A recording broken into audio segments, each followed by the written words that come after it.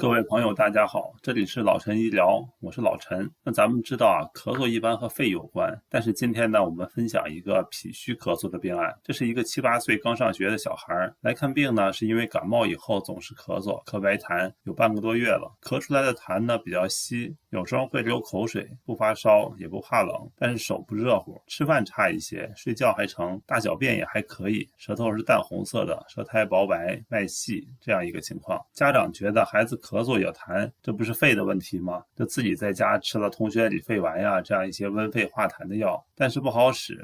为什么呢？实际咱们对中医有一些理解的话呢，其实比较容易判断孩子的痰实际不是肺，而是脾。怎么回事呢？中医说啊，脾为生痰之源，肺为储痰之器。也就是说，孩子脾有问题，脾虚呢导致身体里的水湿不能得到正常运化，那水湿就变成痰浊，然后通过脾的升提作用，把痰浊运送到了肺。这时呢，就随着咳嗽，痰就排出了体外。咱们说孩子脾虚有什么证据吗？咱们看啊，首先呢，孩子会流口水。为什么流口水呢？政治准绳呢就回答了，说小儿多涎，有脾气不足，不能四布津液而成。也就是说，小孩子流口水呢，是因为脾虚不能布散津液导致的。另外呢，咱们知道这小孩咳嗽有痰，那这个痰呢比较稀，也是这个原因。然后孩子手呢不热乎，脾主肌肉四肢，脾虚呢比较容易四末不温，不爱吃饭呢是脾虚无法受纳，脉细呢是脾虚的表现。所以从整体上看，这个孩子还是比较典型的。但是在这里呢，有2个要注意的问题，一个就是孩子之前感冒，那感冒呢确实容易伤肺气，小孩子脏腑娇嫩，行气未充，肺在所有脏腑里呢又是一个娇脏，就是娇气的娇，所以感冒后呢就比较容易出现咳嗽咳痰的问题。这时的咳嗽咳痰呢通常是肺的问题，并不涉及脾。